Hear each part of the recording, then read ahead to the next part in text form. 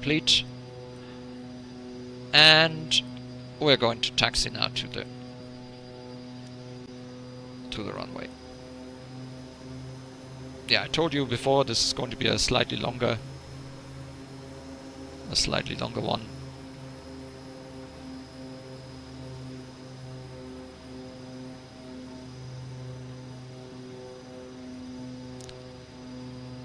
I will probably shorten the route anyway, because I'm not interested in testing how it does with flying a route, because this is not the way you would use this aircraft like an airliner.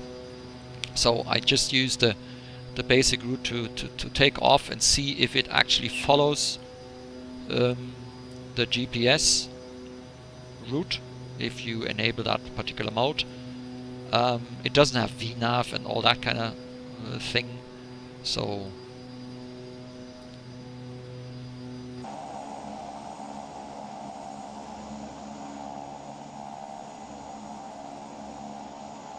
actually I'm going to use flaps 10 now for the takeoff. One stage of flaps. And we're going to set the heading to 272.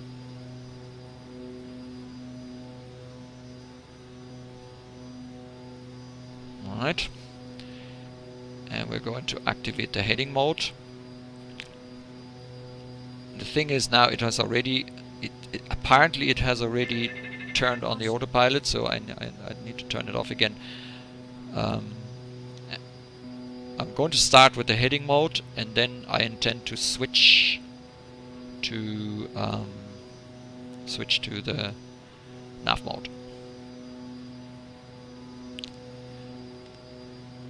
I think you can turn the, is it the altitude alert you can turn on here? So if you press this button, it somehow activates, I think, the altitude alert. It doesn't have sort of an active reaching the altitude, but what you do is you can use IAS, or basically hold the attitude and then have the altitude alert tell you when you reach your altitude, and then kind of activate the altitude mode once you have established your altitude. I think that's the way you do it. At least that's how I would understand it. So let's put on and get also the transponder. Get the transponder turned on as well. So altitude mode.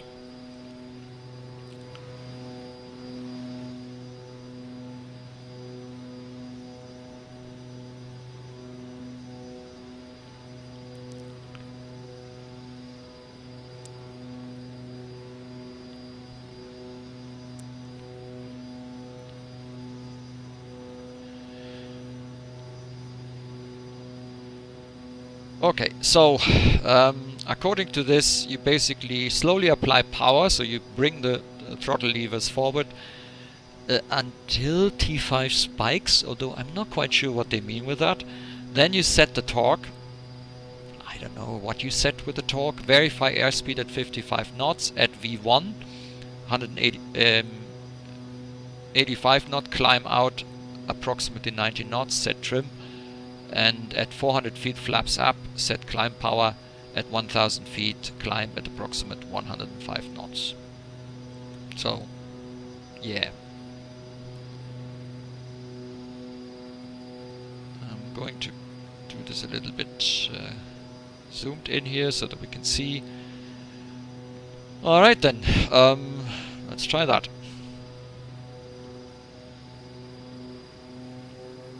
So I'm bringing forward until T5 spikes.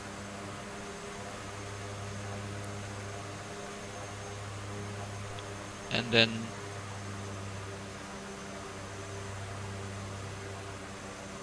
and off we go.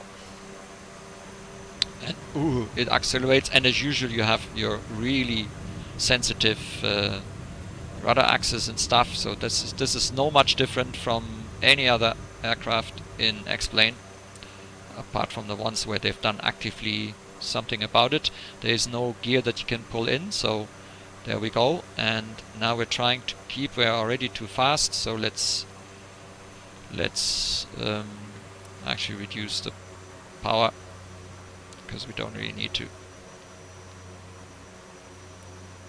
And we're trying to stay at about 105 knots, which is roughly where we are now. Okay. And I'm trying now to get the airplane trimmed, which is very difficult in X-Plane, as you may know. Okay. And I'm going to use nav mode. And I'm going to engage the autopilot. And it's at least looking like it's doing something. So let's use IAS.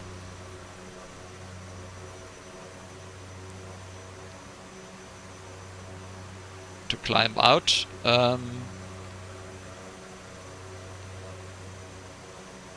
haven't yet fully understood what you do with this altitude alert, but it looks like this is like altitude select. So we should be notified when we reach the altitude. So I'm climbing with about 1000 feet per minute, which looks good. Flap comes in again. I press my F5 key.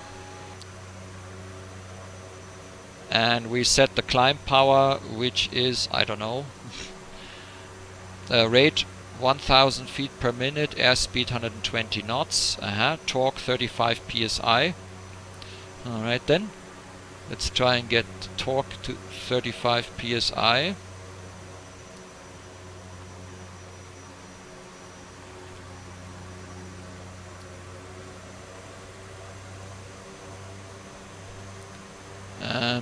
And the 1000 feet per minute, 120 torque, 330 flap. Well, let's see how that pans out.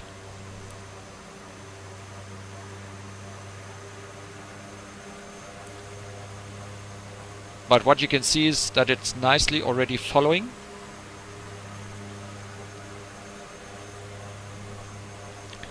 So it looks like we have set the climb power sufficiently.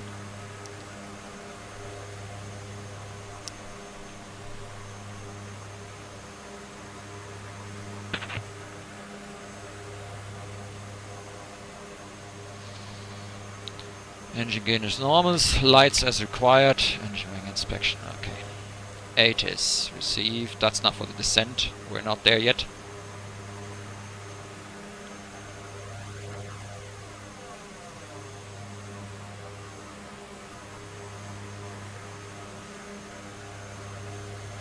We're a little bit on the slow side, I think.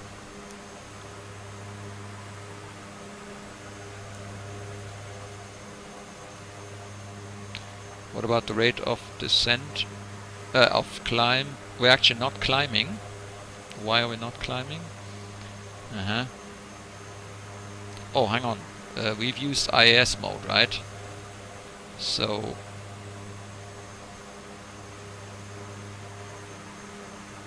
we should have waited probably for 120.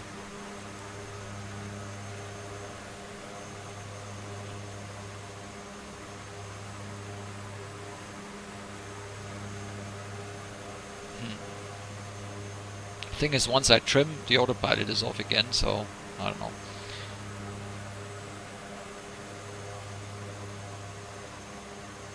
So I'm going to use IAS mode now and provide a little bit more power.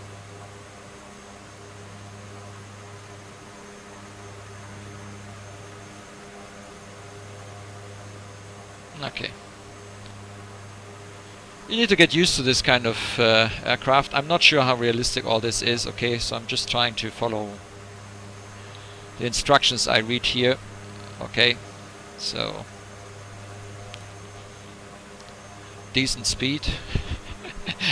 They probably need descent speed. So we would descend with about 140 knots and a torque of 15 psi. So we'll bring back the torque to about here.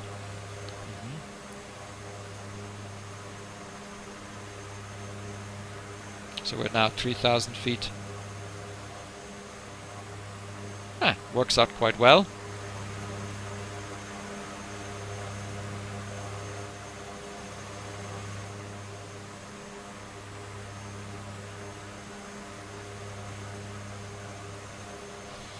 You can see what I'm going to do then is at Lima Victor 204 we're not going to go to Zonep.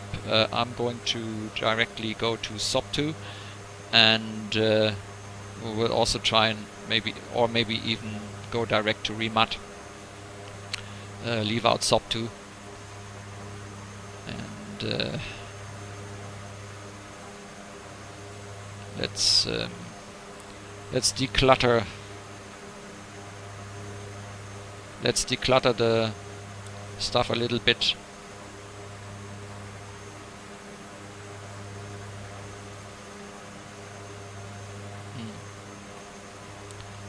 That's a little bit better. I could even declutter even more, because I don't need all that. So that's better.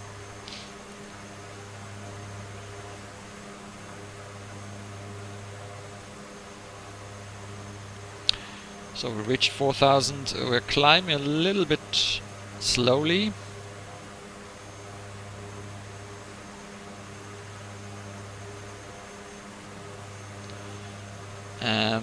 Not sure why nav arm is red, because it basically does what it should do. But that could have to do maybe with the fact that we're using the GTN. I don't know. I would not expect this to be red. I would actually expect this to be kind of green or something, you know, because it sounds like it's still arming the nav mode, but it isn't actually. It's actually following things. I don't know.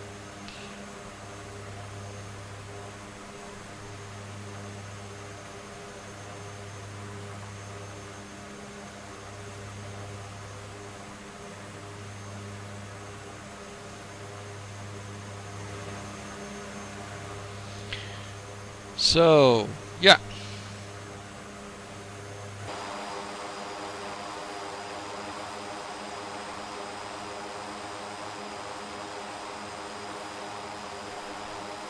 It is a nice aircraft, like there's no doubt the design has really improved compared to the very first version that I remember. So, yeah, kind of like it. I pulled back the flaps, yes I did. So, and as you can see now with this switch of the flaps from infinite to normal, let's say, I have absolutely no problems whatsoever, and the airplane is behaving as it should. Because what happened is, in the other mode, as soon as I extended flaps, the autopilot went all wonky. It was all over the place, and I basically crashed twice already, because I couldn't recover. By the time I realized I was sort of on a low altitude of about 2,500 feet, and the autopilot went all weird and went down. So this way it works all nice. I'm happy enough with it, and apart from these issues that I seem to have, others don't have it, which is good, and be glad if you don't, then everything is okay.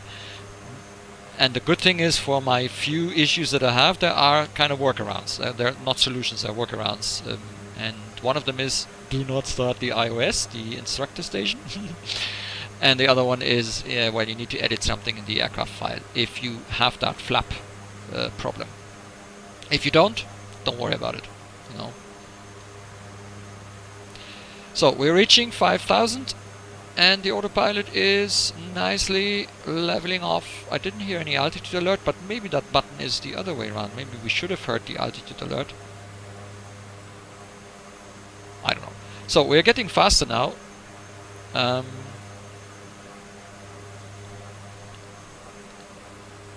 Which is okay, because I would now try and maybe get to about 140 knots, which is probably a decent traveling speed.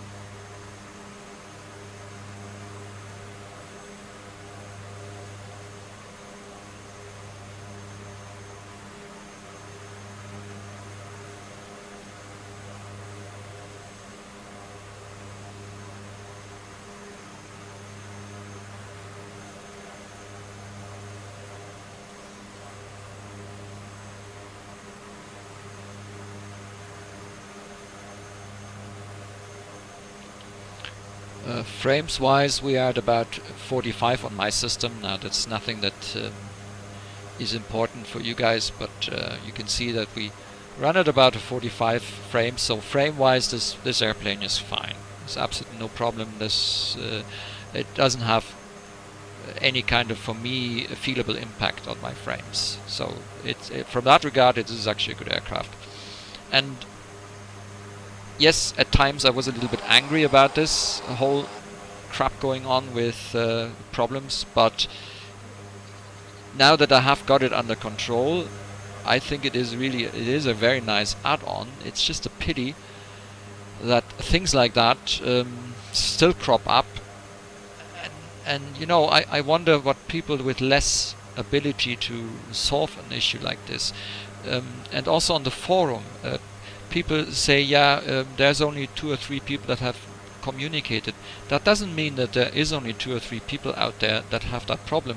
It's just that these 2 or 3 people are actually the ones that know how to get on a forum, that speak English good enough to be able to express themselves, that dare to go on the forum, because let's face it, there are people out there that don't dare to go. They seem to be afraid of communicating on the forum, and you can't blame them for that. It's just the way it is, you know.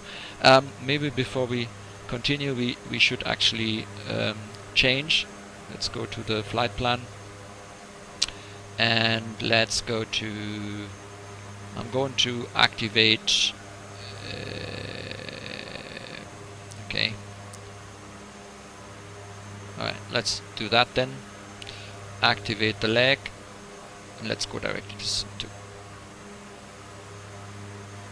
Alright, because otherwise we'll be heading off here.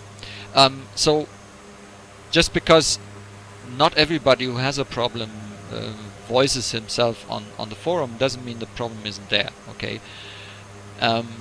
So it's a bit of a pity, and I hope that they find a solution for it, because the aircraft is a nice one. There's no doubt about it. I like it. It may not be really that overly hyperly realistic as you know, people always say with aircraft, it's highly realistic and all that, but it is good.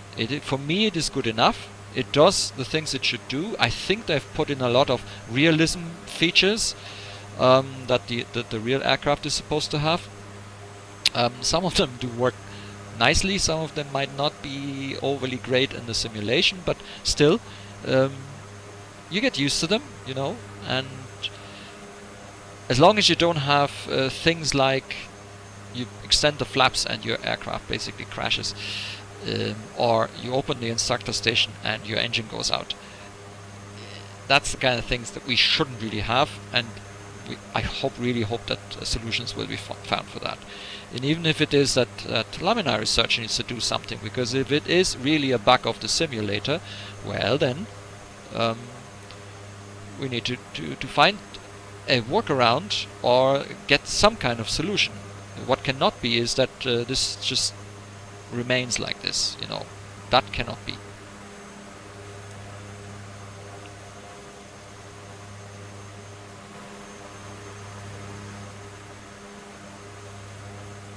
So we're still in this nav arm mode. Now I'm not sure why I can't activate remat, so let's quickly check that we... So what can I do here? Insert before, insert after.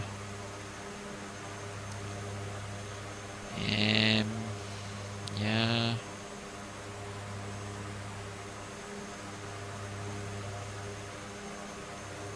Activate leg. Yeah, but that is already activated. Oh, hang on. Maybe I need to do it with the approach. Select approach.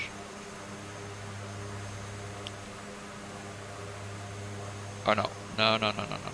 No. Select approach. Transition. No.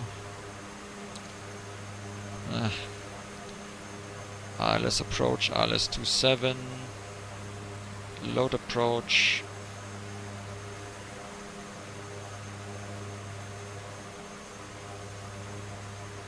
Ah well, let's go to SOP2, which is soon, and then we'll see what happens.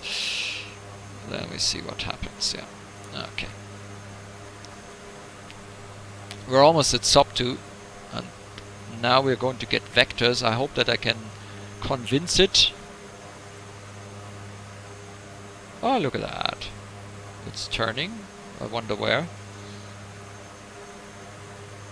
I think we're flying towards Rimat, which is good because I'm now going to descend to okay. Here we have now the reverse again for the wheel. 2600, and I'm going to use the IAS mode, and I'm going to take the power back, which should bring us down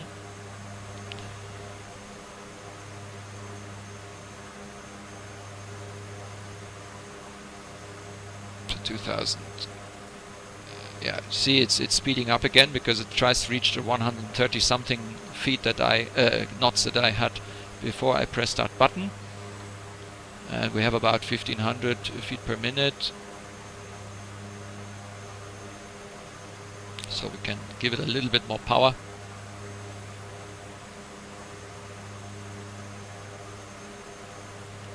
Landing lights is on, the altimeters we don't set anyway. Radio altimeter set to 0. Oh, we do have a radio altimeter. Where is that? Radio altimeter set to... there it is. Oh, yeah. Set to 0. Engine gauge is normal.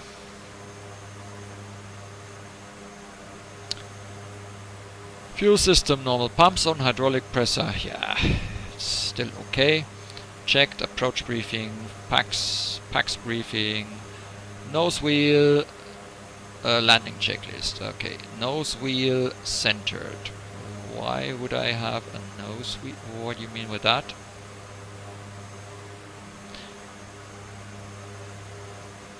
Set flaps. Okay, we're going to set flaps in a moment.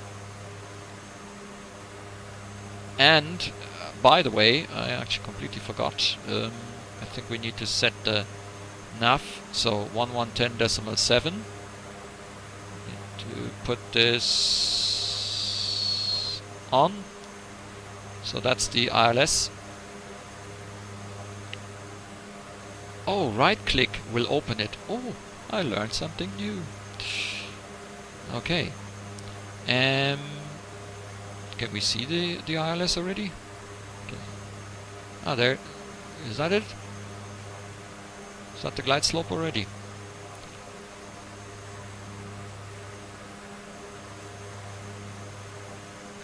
Uh-huh. I think I should have pressed this Alt alert, because the Alt alert will actually stop the descent. Oh, I overlooked that. Okay, no problem. Let's see what it's doing next. Because we are switching, and we've switched to V-lock mode because it has automatically now activated the V-lock mode, and it apparently... I'm going to activate the approach mode now, which I obviously can't. Is that... I don't know. Not sure in what mode I am at the moment. But it could be that is because... see, what is with the nav1? Nav1 is 1110.7, and the course is 272.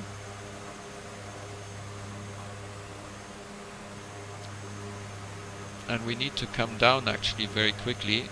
I don't think... somehow doesn't look right. Anyway, we are too slow. And now I'm going to extend the flaps.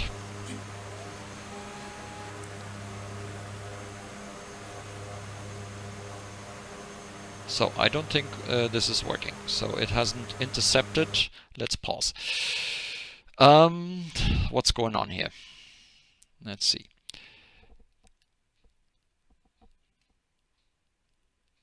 So we have, let's call up that radio stack, because I have a feeling there's something is fishy here now. Doesn't really help us. Or Oh, is that the... No, that's... What is what here? This is here. 110.7. Why was this off anyway in the first place? No,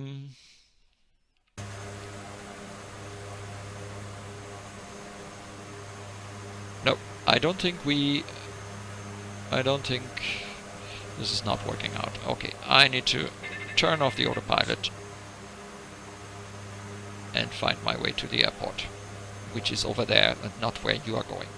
So it seems to be that the same thing happened to me that other people experience as well, and that is there's some issue with intercepting.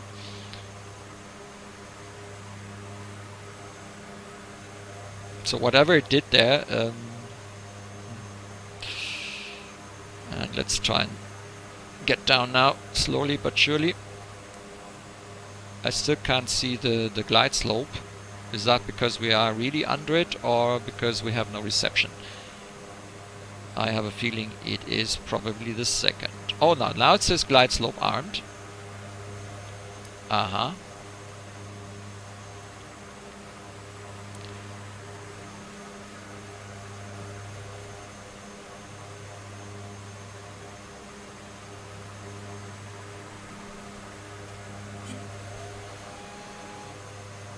So, and even now we are already experiencing again a strong pull to the right, although I have, I'm counteracting it.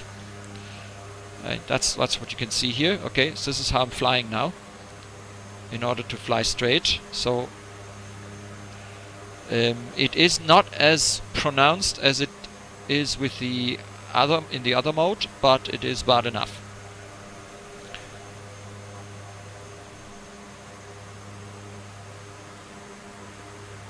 So we need to get down. Okay. So glides, I don't see any indication that the glide slope, I mean it is kind of armed, but I can't see that we have actually a glide slope here active.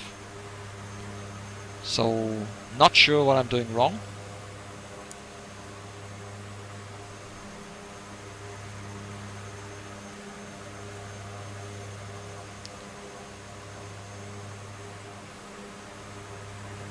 But the ILS doesn't work. Oof, I need to be careful here. Yeah. What you also can see is that, see what happens. So when I actually fly, we're not synchronized. So if coordinated. So if I pull now the rudder, things change a bit. But again, this is extremely difficult to keep it in a coordinated fashion. Alright. So I'm extending more flaps, and yeah, as expected, the problem gets worse.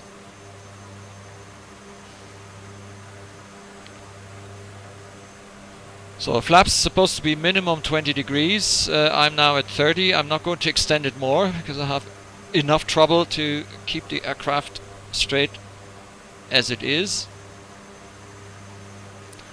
Just so that you see, this is how I'm holding the aileron in order to stay straight. Approach speed should be actually, I think, 85. So we're a little bit on the, or 80. So we're a little bit on the slow side, and we're actually a bit too low now. Let's, and that's the problem. You see, this is so distracting, this behavior. And I had actually thought that I had solved it, but it kind of just made it a little bit less pronounced, but it hasn't really solved the problem. So I still seem to have it, and it's somehow having to do with the flaps. It seems that the flaps, when you extend the flaps, you get some kind of displacement. Is it the aileron or something like that? I mean, you get used to it, and you kind of fly it, but you can see that we are not coordinated, yeah? And without rudders, I wouldn't actually be able to do this. So we're actually too fast. So let's pull back, and we need to now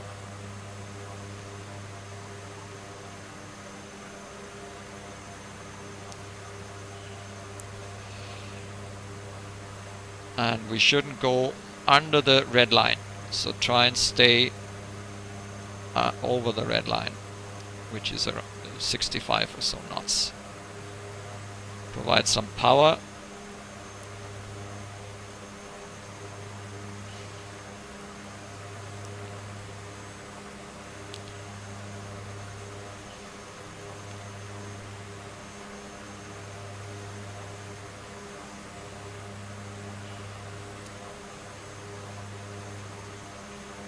The thing now is, because I am pulling in at one side now, when we're landing, we're going to make quite a big jerk, and we have no wind, by the way. This is not because we have wind coming from the side. Okay.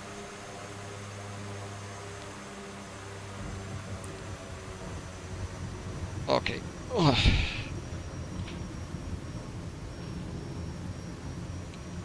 So this is the reversers. Just make sure that you're really reversing when you pull forward again.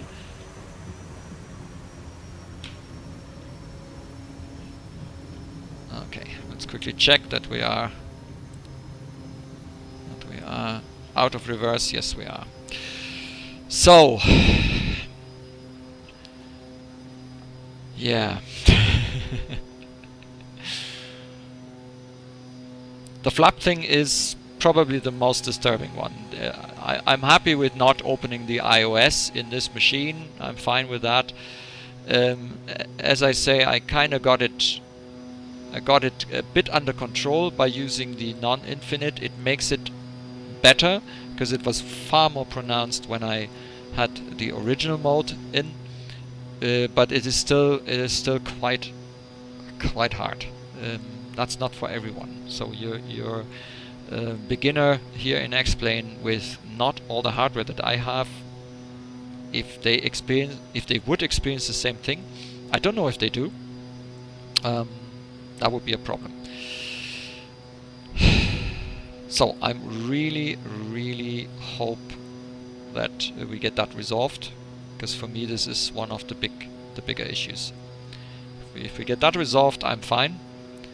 With this, it makes it hard for me to use this aircraft, especially on short takeoff and landing, because that's all the point of having flaps and being able to extend them quite full and then come in with very low speed and stop kind of on a very short distance.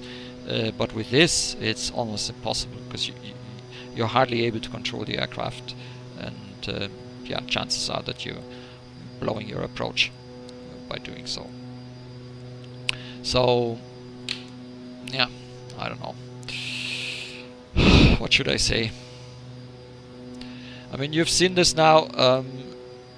This is a nice aircraft, don't get me wrong. I actually really like that aircraft. Maybe we have a quick look, because it's a long video anyway. We might as well. I probably have split it up by the time you see it, because we are close to the 2 hour, and it probably makes sense for me to separate these two parts, so don't be surprised. So let's have a look at how the approach looked like, or maybe we can do this from the tower view. So view, tower. Oh no, this one doesn't have a decent one. Okay, let's use this view, and off we go.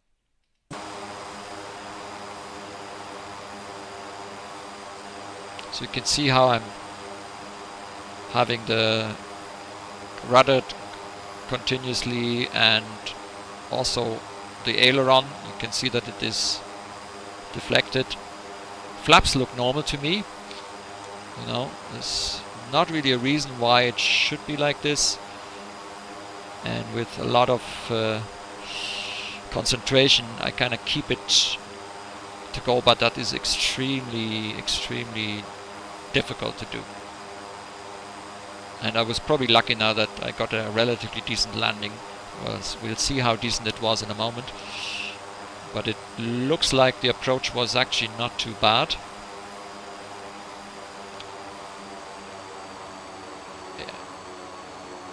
Yeah, well, it was a bit of a hops, but that's also due to the view. Let's have a quick look at that again. Just a little bit further up, so that we don't get the view jumps. So, it was actually okay. So it wasn't the worst landing, but you can see it was extremely difficult to actually achieve this. So I would really wish, also in the interest, because this is a nice aircraft. I like it actually, and I would like to have it, but the way it is right now and the problems I have, if we don't find reasons for them, or let's say a decent workaround for the flaps issue. The other one, as I say, it's done and dusted. I'm not going to use iOS with this aircraft. That's fine, as long as I remember. But the flaps thing is actually the most disturbing I have at the moment, and I'm kind of hoping that it gets resolved soon. I know that these guys are working on the machine, so it's not that they're completely uncontactable. They do work on it. They kind of answer the forum posts as far as I can see, because I've been studying, although there aren't that many messages actually, but yeah, so let's hope. And if you ask me now, should I buy this aircraft or not? Yes, you probably should. If you like this kind of aircraft, then you should, because chances are, at least according to what I read, that you don't have these issues. So I think the chances for you not having the issue is bigger than the chances of you having the issue. At least that's what I got from reading on the internet and on the forums. But I can't guarantee it to you. Okay, so I think it is worth getting it if you like the Twinotter. If you do have the version 1 and it works decently for you in XP11, because for example the flap issue also happens to me on version 1. So if you do not have the flap version in version 1, the flap thing in version 1, there's a very good chance that you don't have it in version 2 either, because it seems to be something that might come from outside by some setting or something like that. So yeah, and as I say, it is it's a very nice aircraft, and it comes in Tundra wheels, it comes with floats, it comes with skis, I think. So it's quite a good package, considering the price. You do get a lot of aircraft for it, and yeah, I think it should be a lot of fun. And over the years now, they've really done some good work. I want to be fair, because this is a very nice piece of work, and the few issues, although at times I'm getting a little bit irate about it, yes, sure, but if you take them aside, because they're not representative for the rest of the work, this is actually a very, very nice add-on, and you could actually buy far worse, believe me. There's far worse out there than this. So yep. Okay, that's it. Long one this time, most likely in 2 parts. Until next time.